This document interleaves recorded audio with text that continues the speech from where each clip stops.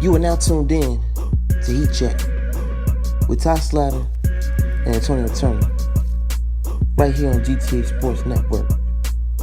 Follow GTA Sports Network on Facebook, Twitter, Instagram, as well as GTA Heat Check, Facebook, Twitter, Instagram.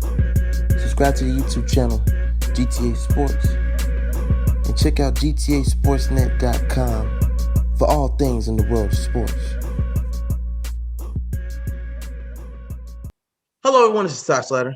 Antonio Turner. And welcome to another edition of GTA Heat Check, brought to you by GTA Sports Network. If you haven't already, make sure you follow GTA Sports Network, Facebook, Twitter, Instagram, GTA Heat Check. Subscribe to YouTube channel GTA Sports, which we are officially back on again. And make sure you check out GTASportsNet.com for all things in the world of sports. Tom, how we doing, man? Oh, I'm good, man. How are you? I'm great. It's Tuesday. The weather, we're supposed to be in the 50s all week. I washed my car yesterday, vacuumed it out. Cool. I need to do mine. I ain't gonna lie. Because it looked bad. Oh, God. The salt. That bad. I did mine about a week ago. So. All the salt and rocks from the snow. And I need to clean mine out, though. I really underneath the car, the seats underneath the car seats. I got the leather and the cloth, so I got the combo, right? So I I need to clean in there. I clean that out in a minute. I ain't gonna lie. Cracks and crevices, but I was like, I'm driving a nice car. It needs to look like it should. This is right. Terrible. So speaking of terrible, let's go ahead and kick it off like that. Right. Lloyd Pierce, former head coach of the Atlanta Hawks, who started off with 10-9 this season, but then followed it up with the 11-15. You lost 11 of the last 15, got fired from the Atlanta Hawks. It's believed that Nate McMillan will be the next head coach to finish out this season and possibly continue forward with Nate McMillan based on his performance. I think it's performance-based. Of course, there was some conversations regarding Nate, hesitant to take the job due to his loyalty to Lloyd Pierce, according to the article on ESPN.com. Tony, your thoughts, man? I love that Nate McMillan is going to be the interim coach.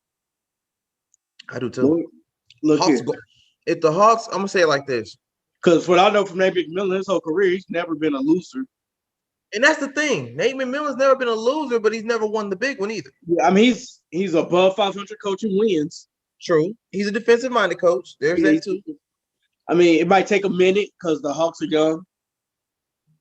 And they got zero defense. They got a couple of good defenders. But overall team defense is horrendous. Capella's their best defenders. But the rest of them are just young gunners. Trey, Cam, all them are young gunners.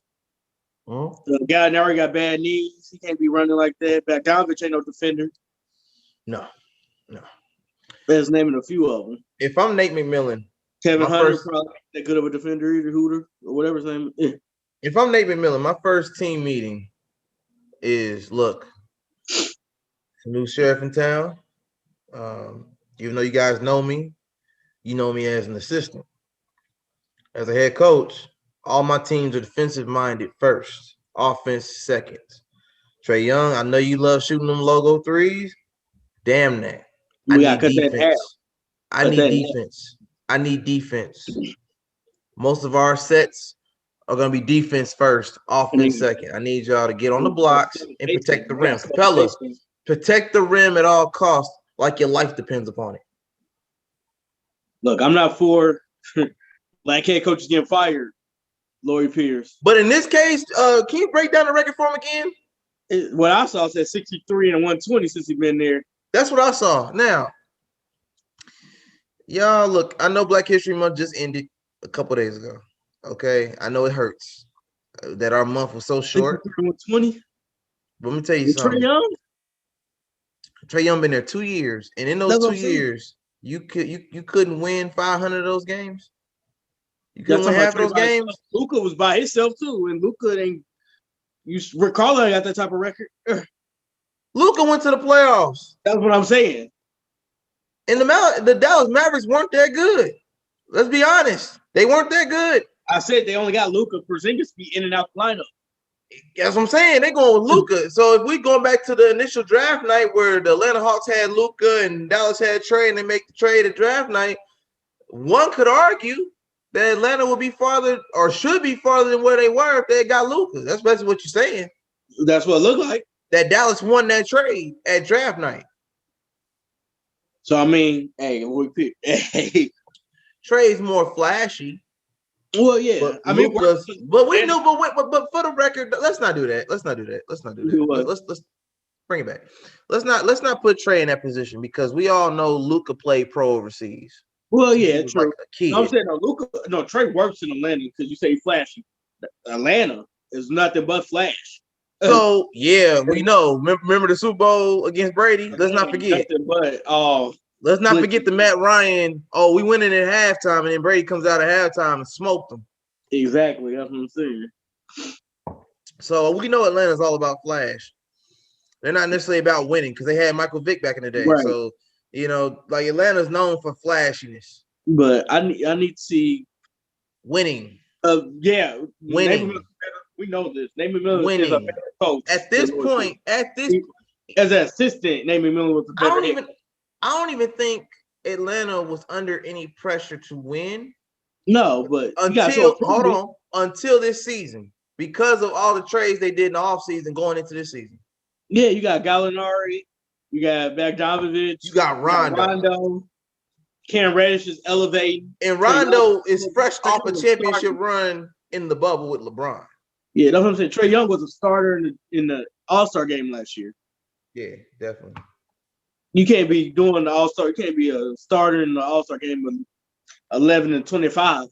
No, that's unacceptable. I'm sorry. I can't accept that. I think Nate McMillan knows what needs to be done here. And best of luck to Nate McMillan because I believe the Pacers did him wrong. I don't think he should have got fired. Yeah, I don't think he deserves to be a head coach. He deserves to be a head coach. And we said that when he got fired. We said that. We was like, Nate McMillan's a head coach.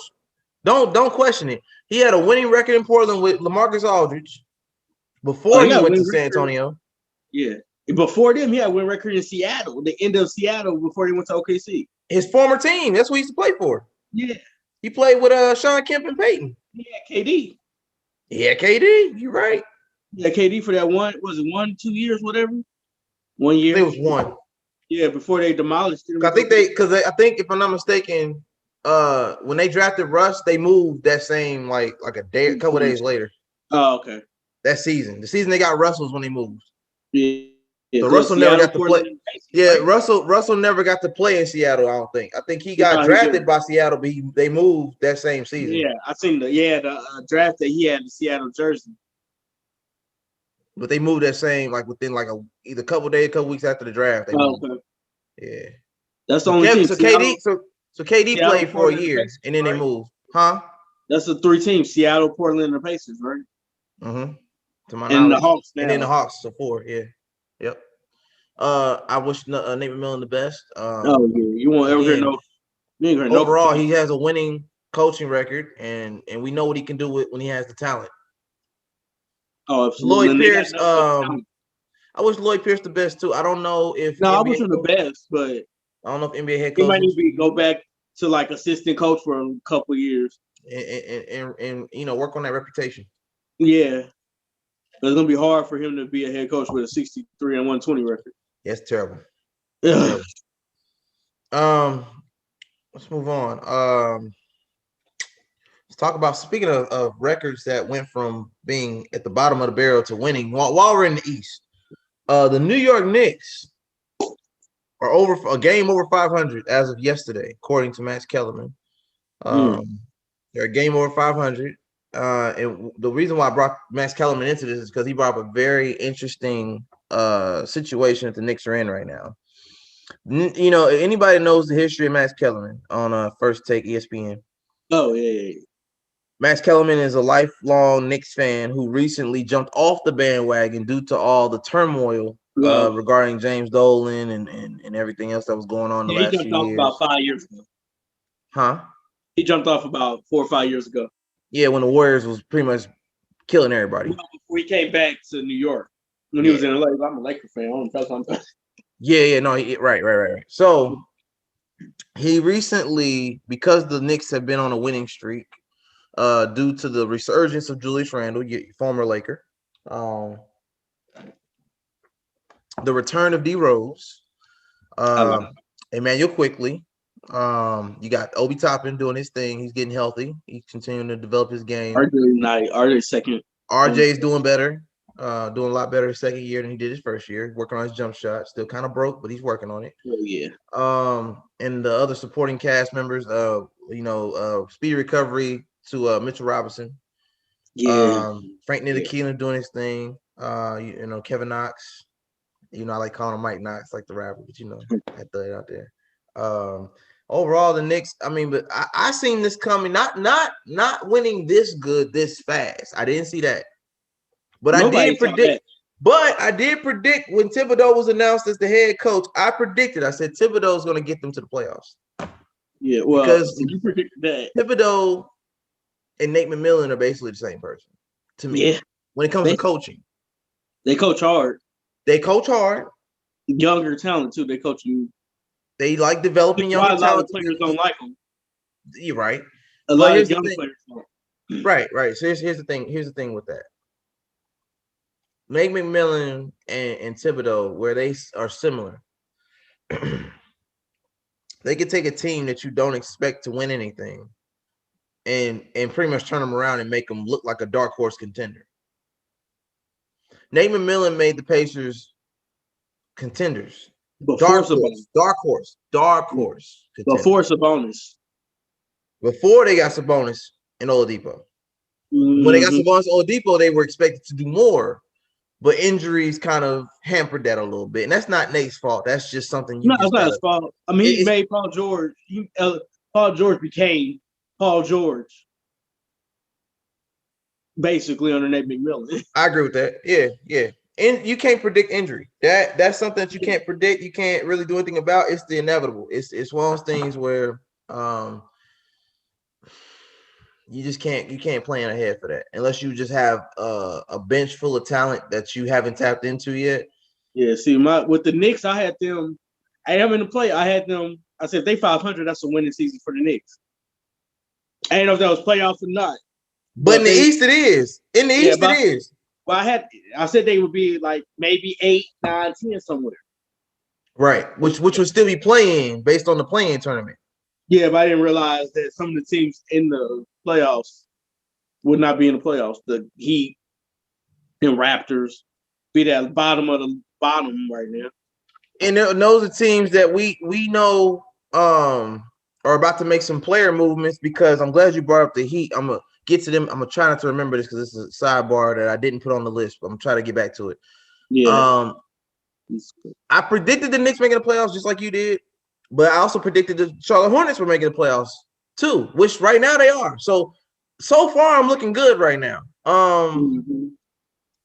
Do the Knicks need Bradley Beal? And I'm asking before you answer it, I asked that question off there, but I asked you on air because Mccollum said, well, when you have a team developing this fast, this good, unexpectedly, do you stay put and keep developing them and just wait it out till the offseason? Because there are some players that are on player options this offseason that might be disgruntled, that may want to make a move, and they see the Knicks are on the come up, and they say, hey, they're one superstar away from making a splash in the postseason. Or do you just do you pull the trigger now? It's like now before the playoffs. You pick the phone up because you need to know what you got to give up for. So basically, you're basically saying you might get told no, but go ahead and try anyway. I absolutely will for Bradley Beal, absolutely. But what are you giving up to get Bradley Beal? For the record, I may have asked you Bradley Beal, but he's not the only person the Knicks are looking at. I got another name for you. I got another name for you, and it's a name that me and you talk about quite frequently. Oladipo.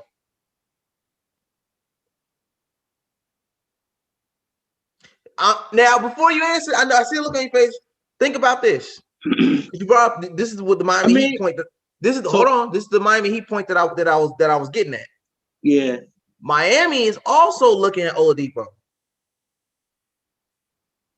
Well, yeah, we knew that. Well, it kind of died down, and now it's kind of picking up again. Because they could trade away. Because both of them ain't showing up. Hero and Duncan ain't showing up. So there you go. Now we got to get rid of one of them. Right. So I mean, Oladipo's not bad for the Knicks, but it don't really change it don't change that much though. So you're telling me Bradley Beal is a better impact than Oladipo right now? Absolutely. I expected you to say that. Absolutely. I expected that. I mean, Oladipo still has to. First of all, he's not even healthy right now. He's not? He's not playing right now. I thought they were doing it because of the trade deadline. Oh, maybe that too. They said they put an injury on there. I can't remember what it was. That's just so he don't get fined for not playing.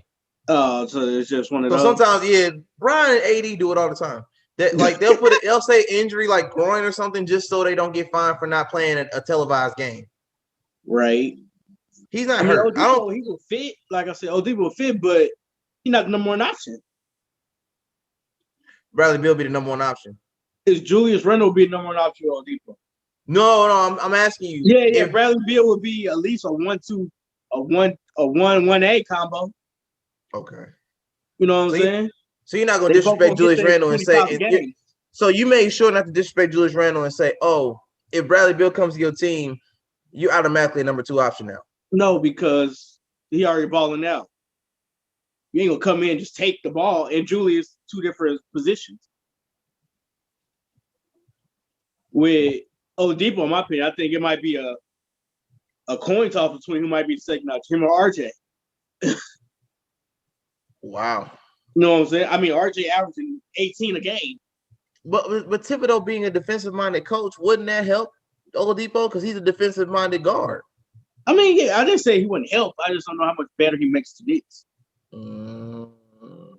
He's not as much of He's not as much of an impact player. So, okay, take that same conversation and go to South Beach. Does Oladipo help them get farther or no?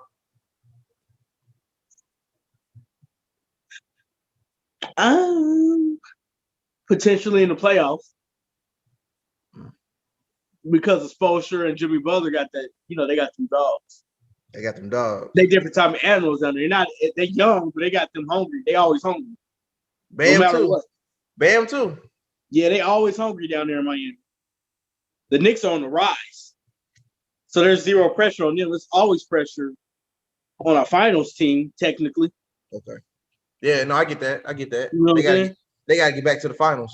Yeah, Jimmy always gonna be ready to go in a cage full of lions. I feel that. Like, man, it's Monday. Right. And Spoelstra is a different Spoelstra, Pat Riley, all them. Yeah, they built for that. The Knicks are going to get somebody because they have World Wide West, as we all know, who knows everybody in the industry. True. Entertainment, basketball, what you want? Movies, what you want to do? I know Cardi. Yeah. What you want? I got sell pizza outside. I know all them.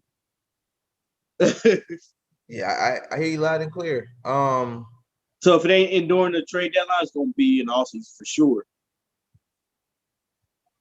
Oh, as far as Miami getting Oladipo? No, I mean I'm saying as the Knicks, if it don't happen in the trade this year, oh, definitely in offseason. What, Bradley Beal? Yeah, I don't know about Bradley Beal, but they gonna get somebody that nobody expected if it ain't Bradley Beal. Definitely. It's gonna be a connection nobody thought of either. What I think is gonna happen is Jamal Murray, good work. Oh, that's just throwing a name out there. I had to think somebody that could play with you. To your point, and I'm gonna add to that. To your point, I think like KD mentioned a couple years ago when everybody was mad at him for not going to the Knicks and they went to the Nets. I think if the Knicks win and they finish with a winning record and they make the postseason, that's gonna open up the floodgates for free agents. That's gonna do it because they have the money. Yeah. They got the market. Absolutely. The crowd is coming back. The crowd's back now as of last week. So now your fans are coming back in. The revenue is back in. I honestly think even if they get knocked out in the first round, I don't even think it matters. It don't matter. I don't think it matters. That's a winning season for them. Yeah. And I think that's going to be the turnkey to open up the door and say, oh, yeah, the free agents want to come to the play for the Knicks now. The Brooklyn in round 1. Brooklyn against the Knicks in round 1. It could happen. That's what it would be right now. It could happen. Or right by it. It could happen. Or it's gonna be Philly in the Knicks in round 1. That's just as good. That's just as good. As far as box office with the crowd back, that's just as good. If I got healthy, Robinson is even better. Oh man, what? If Robinson can make it back in the postseason and play against Philly, that's a matchup. I don't know. I mean, I'm pretty sure Philly will win it, but it'll be a fight though. It ain't gonna be easy. Nah, Thibodeau's gonna have because you got 2 defensive-minded coaches going at it. You got Doc and Thibodeau. That's just like it takes me back to Boston and Chicago. They've matched up before. Yeah. So they know each other quite well in the East. Doc's been over out west for a while, but now he's back in the East now. So yeah, it'll be just like the old days with Boston going up against Chicago when D Rose was healthy. That's what it's gonna look like. Oh yeah, absolutely. Right before Paul Pierce and them went to Brooklyn, like that last year. I think it was Rose's MVP season. They went at it. It'll be good. It'll be good because the only thing that stopped D Rose really from getting to a championship before he got hurt, not outside of his ACL, was LeBron. The Cavaliers was the only thing standing in his way. Yeah, it's the conference finals. Yeah, that's the only thing that got in his way was the Cavs. The Cavs and the Celtics was his biggest competition. Yeah. They just had that. They just had them dogs over there. Any new trade deadline scenarios for him this week? Because I mean, we getting closer and closer to the trade deadline. We a couple weeks out. Trade deadline in a couple weeks. When's the trade deadline? A week or two? Hold on. I used to know. Now I got because everything changed since the new season. Oh, okay. Trade deadline. NBA. March 25th. Okay. So a couple weeks away. I haven't heard anything recently. Have you?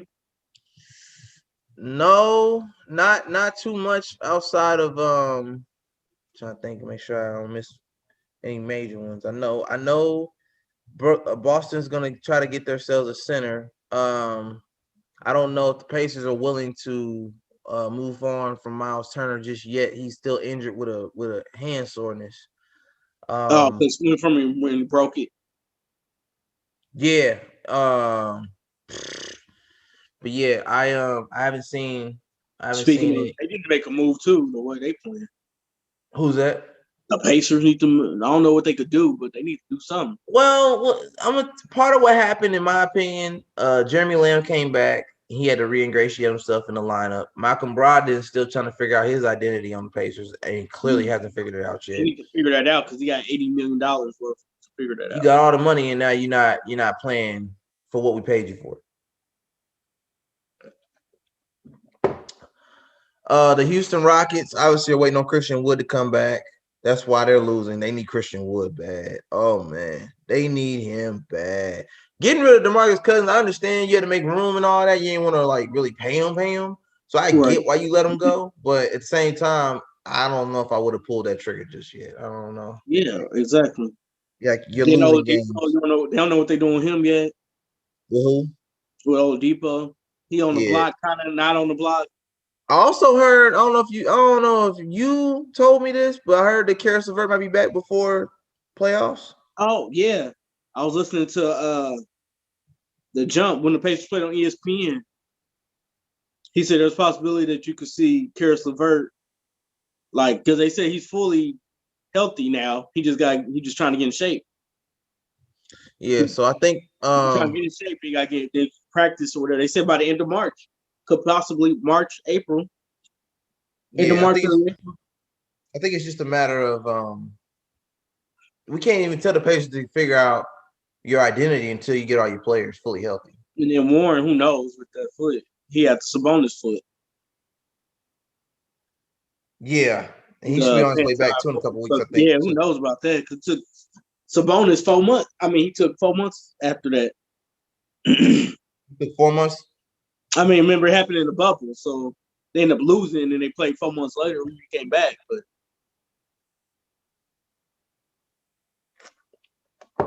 so are we break your foot and when you come back too soon? Yeah, I also heard that CJ McCollum is about 4 to 6 weeks out from reevaluation. He did an interview recently. They updated with All the Smoke. He was on All the Smoke, I think, with Dang. with 4 to Matt 6 Barnes and more Stack. weeks? I thought he was already supposed to be out that long. No, reevaluation. Oh, He's doing full court like practice and stuff now, and like he's basically back in practice and everything now. It's just because he's had like that's like his third injury on the same foot. Like he had it happen like three different type of fractures. So they On the just gotta same make sure. yeah, because it's a career injury he's had since like high school. I think he said it happened in high school, it happened in college, and then it happened in at the pro level. And he said when they first did the MRI, they didn't see any fractures. But then I guess the doctors did like some deeper looks and they had them come back in and do another full scan and MRI. And it was a rare fracture that they didn't see the first time. Because he initially said he thought he was only gonna be out for 2 weeks. Yeah. And but they ended up having to redo it. And then it was like, oh yeah, you got this fracture here in the middle of your foot. And it could take 4 to 6, 8 weeks. You don't know. Yeah. They like a few months. Like they didn't know, they didn't have the timetable was so big. So he just wanted to be very careful with it because again, it's the same foot every time. Hopefully Nurkic is back soon because they both got the same at the time they have the same deadline. Yeah. So he should be on his so CJ and Nurkic should be back hopefully within the next month or right after All-Star break. Nurkic should be back right after All-Star break there. Mm-hmm. I think right after All-Star break, you might see those guys return. I haven't heard anything new about AD situation other than the fact that it's essentially the same thing they was worried about with Kevin Durant. They just don't want to make the same mistake. Yeah, I mean, so if it would start, it would be the end of March. Would be he get reevaluated after All-Star break. Yeah, after All-Star break. So hopefully early April. Yeah, definitely. Or at least right before playoffs. Yeah, hopefully. Because what's gonna happen, in my opinion, we need at least like 5-10 games. Teams like the Lakers, Clippers.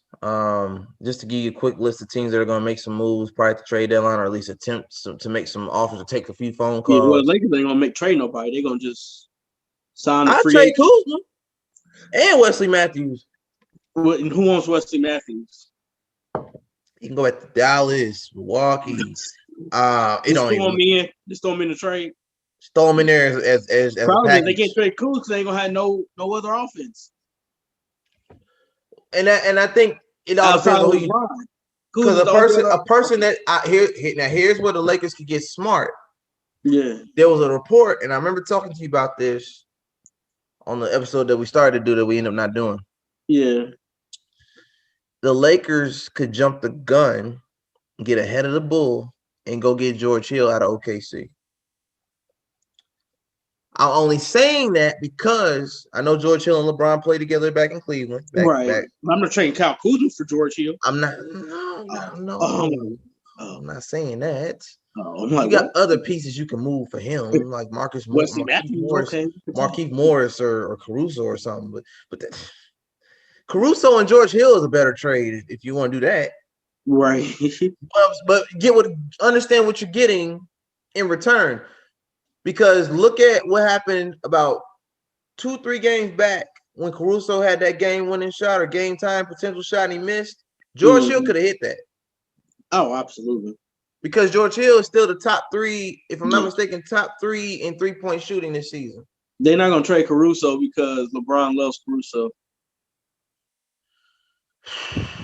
You know that. We all know that. We got other names we can move around. I know he's not trading Caruso.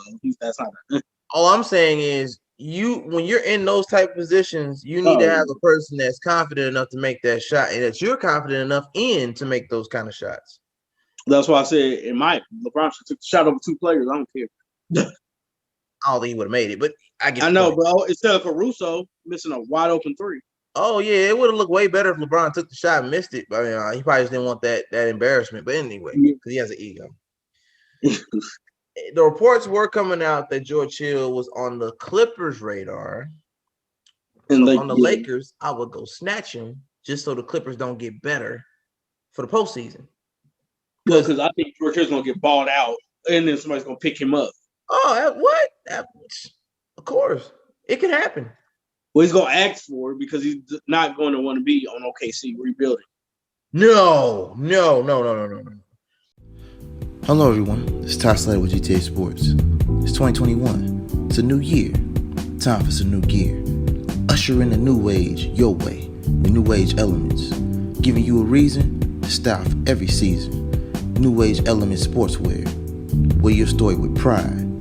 The vintage and modern vibes with the creatives in mind. Special collection coming soon, so stay tuned. NAElements.net. Invest in your best. You are now tuned in to Heat Check with Ty Slater and Antonio Turner, right here on GTA Sports Network. Follow GTA Heat Check on Twitter and Instagram. Subscribe to the YouTube channel, GTA Sports Network, and check out GTASportsNet.com for all things basketball. The Boston Celtics, now that Al Horford got paid, should go back and go get him out of OKC. I know Danny Ainge won't do it, but I'd rather have Horford over Tristan Thompson because Horford fit your system better than Tristan Thompson. Maybe I don't know about now. He should have never left. He should have never left. They should have never got rid of him. Now with Al Horford, that's the problem. They didn't want to, I don't know how I feel about Al Horford nowadays. So. He's doing good in OKC, but he's in OKC. I'm talking about in the last 3 years, Al Horford, that went from all-star-esque to like slow. And he got better. I'll tell you why. He just had a kid. He got better after he had his kid. Oh, okay. I say because what he was doing in Philly, I don't know what that was. That was Brett Brown telling the world, I don't deserve to be the head coach of this franchise. Yeah, because that wasn't Al Horford's. For the record, that wasn't Al Horford's fault. They wasn't using him right. True, but now he's out. You gotta realize Al Horford 35 years old. Undersized forward. That was a wasted season in his career. That year in Philly was wasted. Yeah. Joel Embiid and Al Horford's game don't fit at all. Not even at all.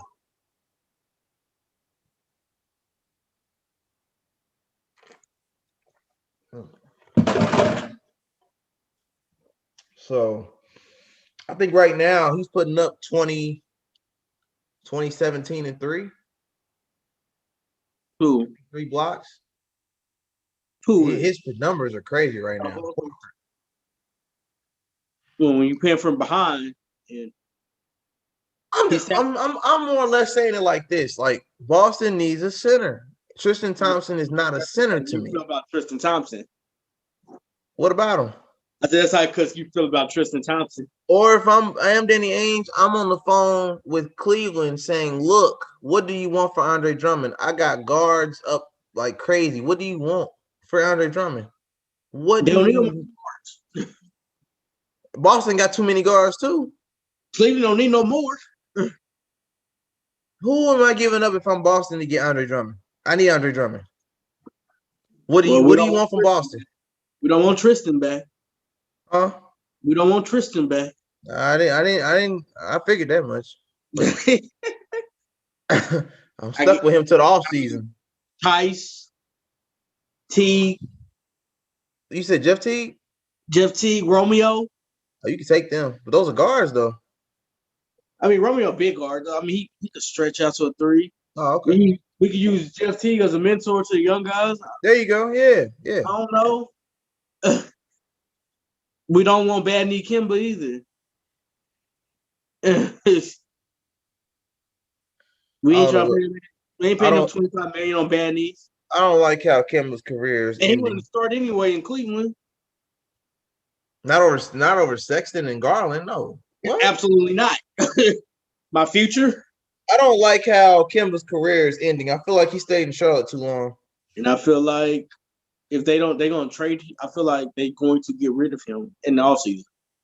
They're going to have to. Because if the big man don't cost him, it's going to be Kimba that cost him the title. I agree with that. Because actually, what's his name is actually a decent backup. Robert Williams is actually a decent backup center. I'll tell you who Boston could go get. You might not agree with this because it's too controversial. Boston can use Wesley Matthews. They can have him. They can use him. They can have him. They could definitely use him. As far as back to our Andre Drummond conversation or them needing a big, if I can't get Drummond, give me JaVale McGee. So you might get a better chance at JaVale than you could. Give me JaVale. Because Boston don't got the weapons to get Andre.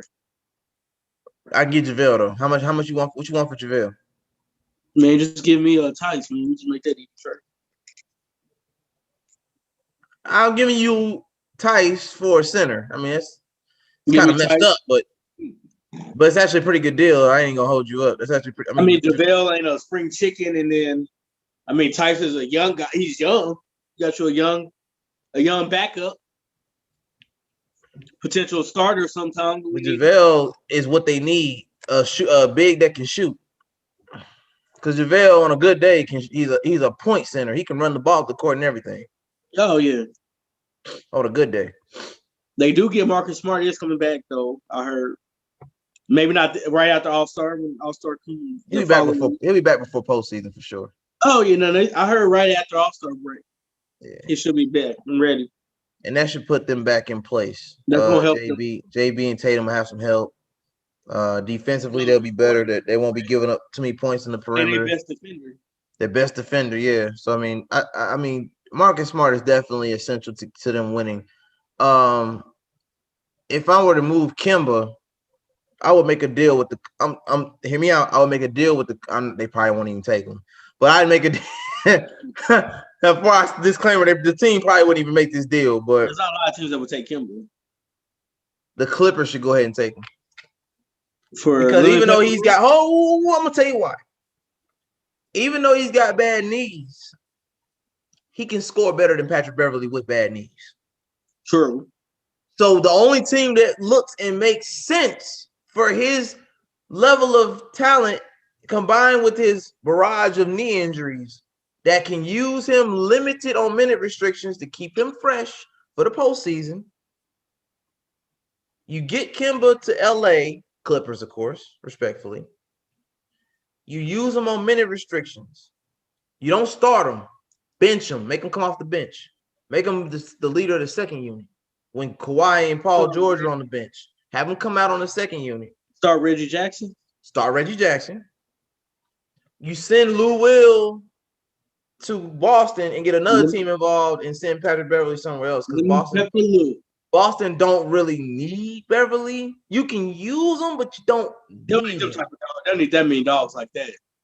Huh? I don't see Marcus Smart and Patrick Beverly getting along. No.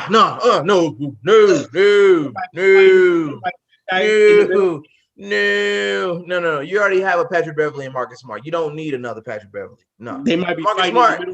Marcus Smart is what Patrick Beverly would be if Patrick Beverly had a jump shot.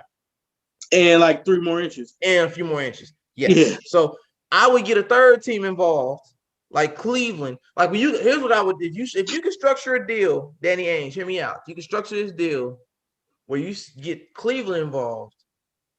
Let Cleveland know before they hang up the phone. Look, I'm not giving you back. I'm not giving you back Tristan, so don't hang up the phone. Don't hang up. LaMarcus Aldridge to work in Boston. Oh, of course. If you can't get JaVale, call up Pop. Hey, Pop, look, I know he don't want to be there. You don't want him there. You're trying to go young. What you want for LaMarcus? And I hate to admit that, but he could work in Boston. He would work great in Boston. He could work in Boston. Oh, man, he would work great in Boston. He actually could try to get a title in Boston if he's healthy. He won't be able to stop Joel or what's the name, but he can score. He can score with the best of them, though. No. He just wouldn't be able to stop him on defense. No. He's past that part. Everybody else, though, he could put up a decent fight. Yeah. We can whoop on Brooklyn all day long. Right. Oh, I want to say I may have heard a report about that. LaMarcus could go to Brooklyn. I can see that too. I think I seen a report on that. I don't know who you're gonna give me, but they looking around. They looking around. They looking at Drummond. They're looking at I think LaMarcus. I don't think they're looking at JaVale. You might give me Joe Harris though to get up. But JaVale played with KD in Golden State, so that JaVale move might work too. It's cheaper. It's a lot cheaper. and they ain't really got the money like that. So JaVale could easily end up in Brooklyn. I would hate to. I would hate to see him in Brooklyn. Oh, I hate to see him in Brooklyn because I don't really want Brooklyn to win. Like oh my God. Something in my heart, I really just don't. It just feels so unfair. It feels like the league is putting all their chips in Brooklyn, and I don't like that. I don't like when the league does that. I didn't like it when Golden State was winning every year. I didn't like when LeBron would like reshuffle his whole roster at trade deadlines every year. I don't really like that because it kind of messes up the competition. A little bit. If you get JaVale in Brooklyn playing center, starting minutes over DeAndre, I don't like that. I don't like that. I feel like Brooklyn gonna win. If they get JaVale, they might mess around and win just because he has the championship pedigree. He's played with KD before. You know what I mean? Like it's almost like too right. It almost it almost makes too much sense. It's like, nah, that ain't fair. That ain't fair. That's not fair. You gonna give Steve Nash a ring his first year as a coach since he didn't get one as a player?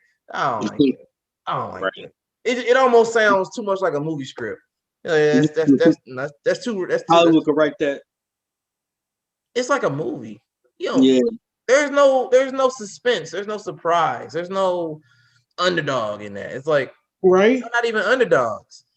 On paper, if Brooklyn Nets go to the finals, as people have kind of pretty much projected them to, they at least in the Eastern Conference Finals in my books. I'm not disagreeing with that. But I'd rather them get to the Eastern Conference and lose versus get to the Eastern Conference and blow out whoever's up there like Philly. You know what I mean? The problem is James Harden might be MVP again. So I did see his numbers look oddly similar to his MVP season. The only difference was the same, but his scoring numbers ain't the same. Everything else then went up. Everything else is above. Like it's an ugly triple double. Yeah, you're averaging like 12 assists, 12 rebounds, 25 points, 50%, 45% from three, a steal and a half a game. So basically, he's leading the MVP race right now. Again. I mean, in a different position. That's the crazy part. I guess that's a testament to his talent, though. Or a testament to somebody that don't want to play point guard. You said what now? That somebody that's not playing point guard. Kyrie. Right. Let me see. I'm pretty sure he's first, right? Oh no, Joel Embiid's number one right now. Yeah, because he's averaging 30 and 17. Or 30 and 15, something like that. It's weird because LeBron was at the top of the list like at the beginning of last month. Yeah, they lost some games. He on that losing streak. He probably lost that real quick. Mm-hmm.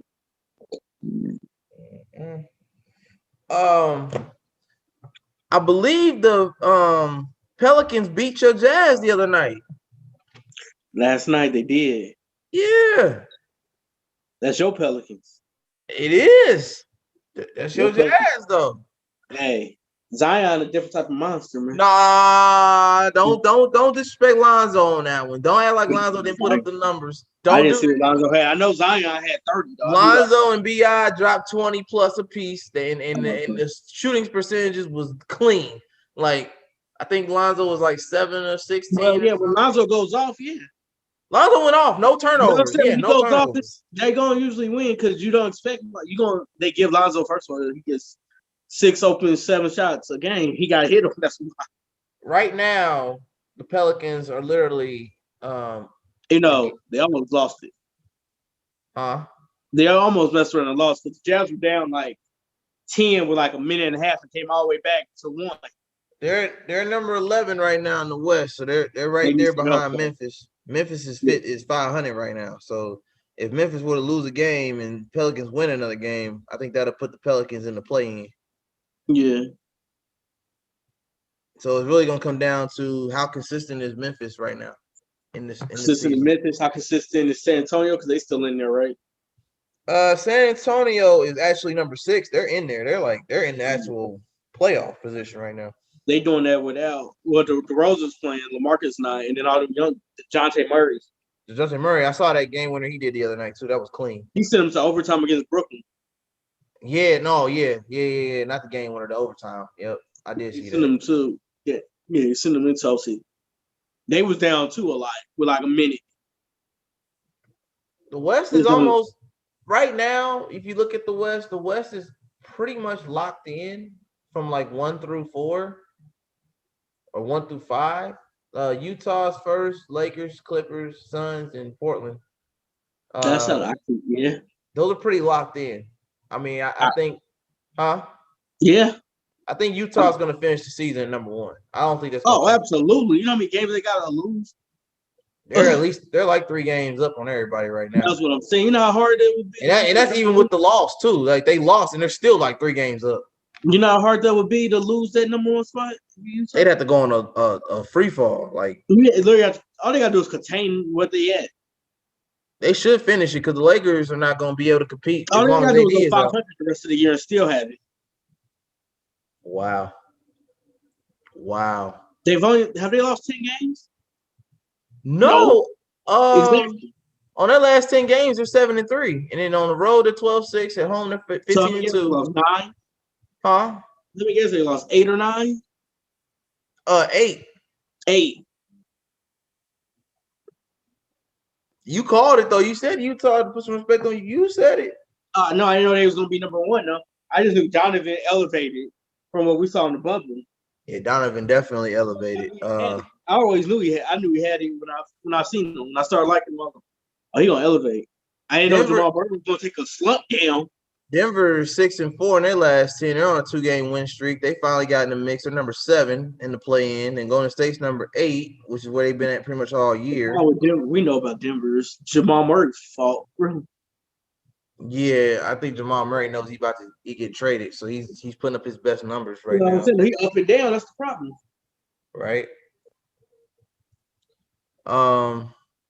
Yeah, the West looks pretty much solid. I don't see too much change, and the only thing that could possibly change that I could see at this point, that's drastic, would be the Pelicans actually making it to the play-in and knocking Memphis out, or Dallas falling out completely, or Golden State falling out completely. That was on 7-10, yeah.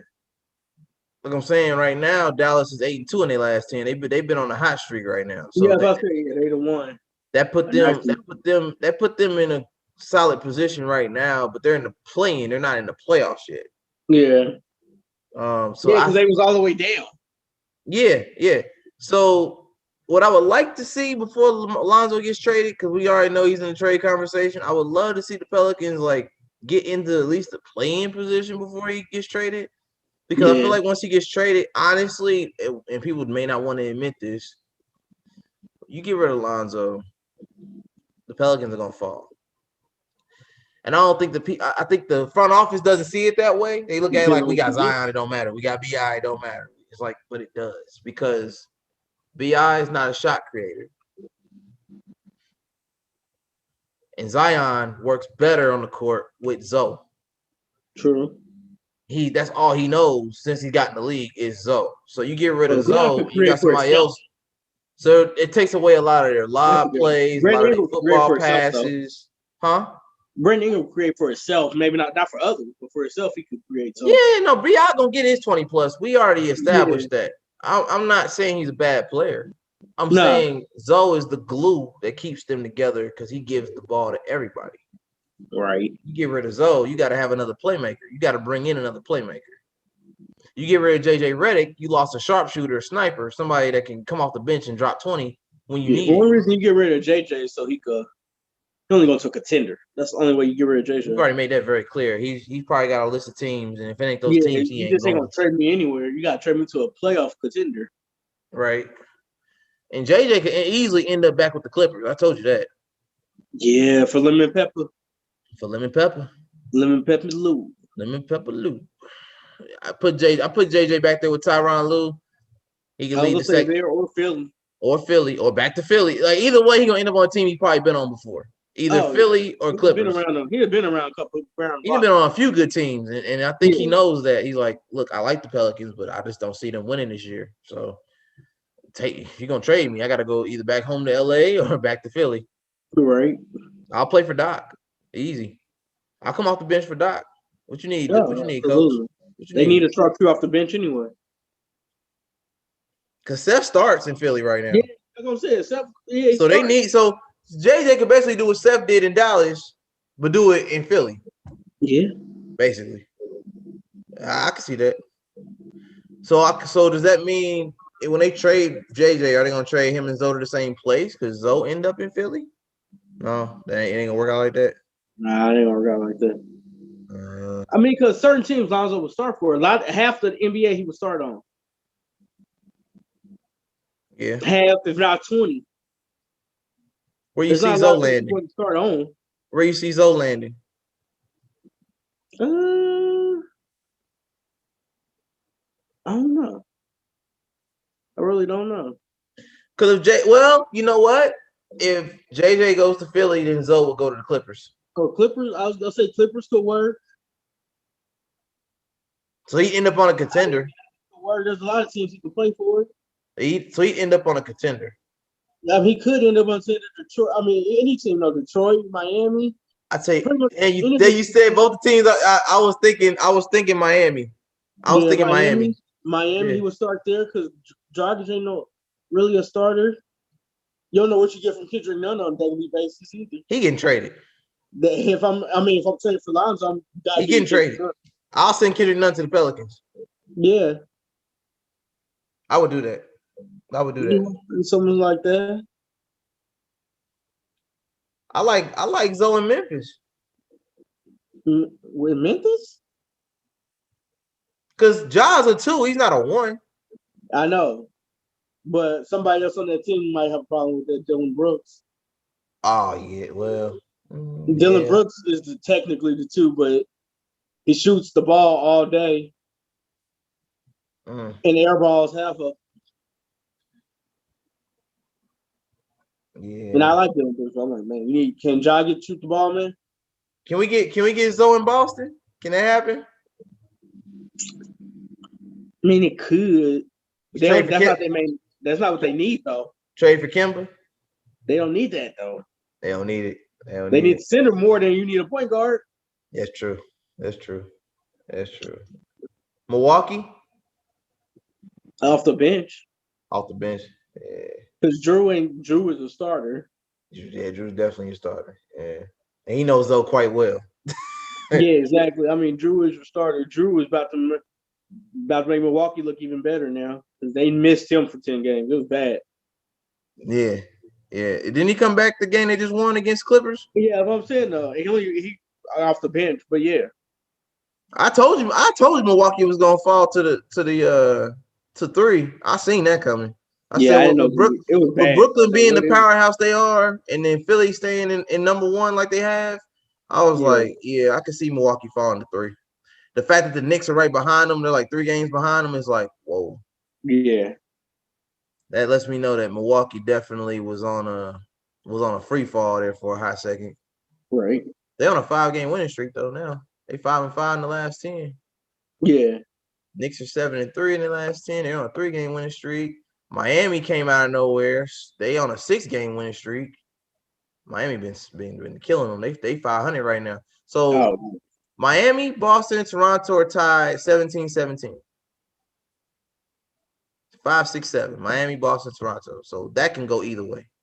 Mm-hmm. Those 3 spots are up for anybody's taking right now.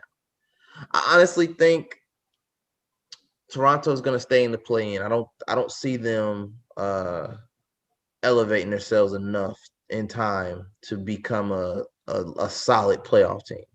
Because it's play-in. Huh? Kyle Lowry's on the trade block. Yeah, he's not playing. They don't want to get hurt. Yeah. But I want Charlotte to win a couple more games because even though they lost last night, they're 5-5 in their last 10. They're number 8. They're right behind Toronto. So if Toronto loses their next game and Charlotte wins their next game, then that puts Charlotte right below at number 7 because they're not 500 yet. They're 16-18. And of course, the Pacers are number 9. I mean, Pacers in Chicago, right at the bottom. I know it's crazy. I know. A loss to the Knicks just threw them all the way down to the bottom of the barrel. Lost 4 straight. That's the problem with the Pacers. Yeah. They need also break desperately. They need what desperately? They need a break. They also break desperately. The Pacers. Oh, it shows. It's downhill right now. You said what? It's downfalling for the Pacers. They went from like the 4th seed to barely in the play-in in the 9th. Yeah, quickly. Like that. Yeah. Of course, Atlanta's number 11. You know about that situation. We already touched on that. Followed by Washington, Cleveland, Orlando, and Detroit. I don't know if I'm gonna like this play-in thing or not yet. I gotta see how it plays out. It's gonna be how I don't know if you watch the college basketball. It's gonna be like that. Yeah. Well, I don't think it's gonna be like that. No, I think it's a little advanced. It's like they play each other and then they play the winner. The winners play each other. And they get you in the playoffs. Right. And determines the 7, 8 spots. Right. And I'm just hoping Charlotte doesn't get screwed because of the play-in. Because now, I think 7 and 8 play each other. So they play Toronto. Yeah, I think that's how it works. It might be 7 and 10 play each other, and 8 and 9 play each other. I'd rather be 8-9 because I think Charlotte could beat the Pacers. Right now, the way they play, and I honestly think Charlotte could beat the Pacers. Gordon Hayward's the X factor, and so is Terry Rozier. And they got PJ Washington back too. Oh well, yeah, I love PJ Washington. Him coming back is definitely a plus. I like PJ, LaMelo. And you still got Malik Monk too. Malik, so he hit or miss. Rozier is too. I know. I mean, Malik is not really. They don't use him to score now. He's just a spark. Rozier thinks he's a scoring option sometimes to a fault. He got paid like one. I know, but he be costing people shots. Yeah, so the NBA's definitely got a lot of interesting things going on right now. But what we're going to take a quick break here. Let y'all marinate on that. When we get back, we're going to talk about the NFL. J.J. Watt to Arizona. What does this mean for the NFC West? Is Russ going to continue to cook up in Seattle, or is he going to take his kitchen elsewhere? When we come back, it's Todd Slayer and Turn GTA Heat Check on GTA Sports Network, GTASportsNet.com. Be right back.